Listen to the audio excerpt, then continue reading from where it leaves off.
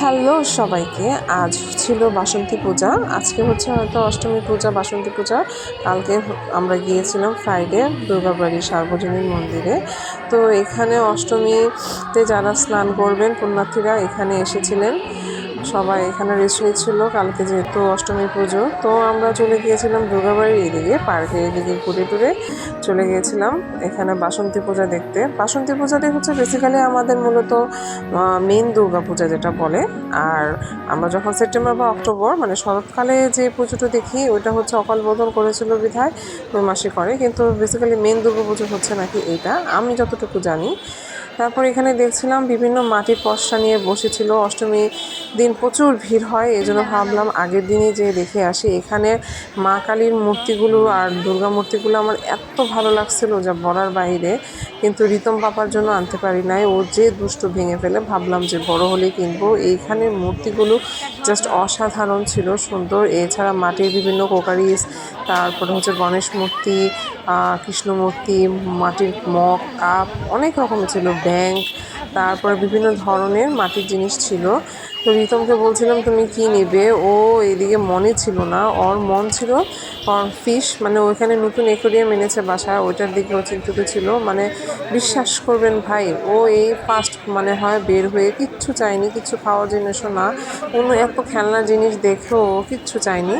তো এগুলো দেখছিলাম, জিনিসগুলো দেখে নস্টালজিয়া ভাব হচ্ছিল, কারণ ছোটোবেলায় বাবা নিয়ে যেত অষ্টমীর দিন, অষ্টমীর বিকাল দিকে স্বদেশী বাজারে দিকে যেতাম, যা চাইতাম বাবা সবই দিত, খেলনা, হাঁড়ি পাতিল সব।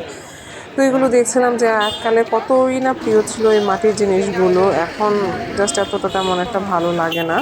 আসলে এক একটা বয়সে এক একটা বয়সে মানুষের শখ চাহিদা থাকে। তারপর এখানে ছিল বিন্নি, খই, তারপরে হাতি, ঘোড়া যেগুলো চিনির তৈরি হয়। তারপরে চলে গেলাম দুর্গাবাড়ির ভিতরে।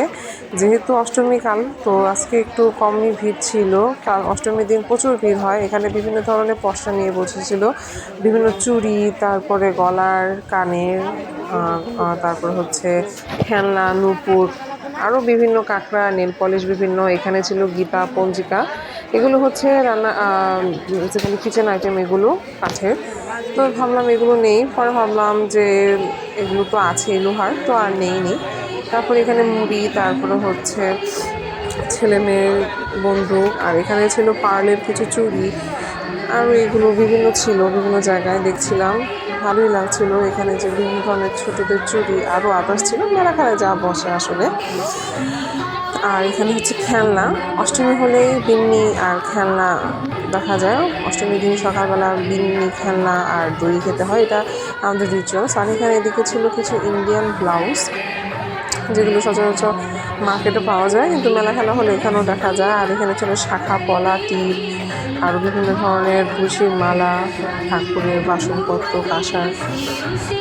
আর হচ্ছে এখানে প্রচুর ভিড় ছিল না, তেমন একটা মিডিয়াম ভিড় ছিল, দেখছিলাম। পরে আরেকবার ভাবলাম যে অনন্তম আশ্রমের দিকে যাই, তো ভাবলাম যে যেহেতু বাসার কাছে, তা আজকে যাব। তা আজকে অনন্তম আশ্রমের দিকে কীর্তনে যেয়ে দেখবো, দুর্গাবাড়ি যে দেখে আসলাম। তো এই যে এগিয়ে ছিল পরি, তারপর ছিল পলার বিন, আরও বিভিন্ন ধরনেরই। তো দেখা হবে নেক্সট ব্লগে। Then tata, bye bye, see you, by.